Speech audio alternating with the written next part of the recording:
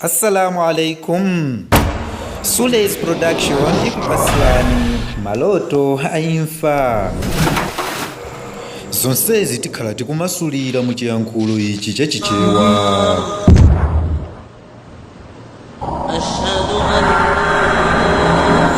Kumbukirani abale yanga kunena kuti tikacheza tikapanga masewerawa pali nthawi ina yake.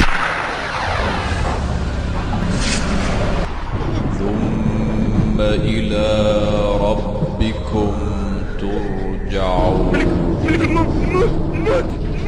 وجاءت سكرة الموت بالحق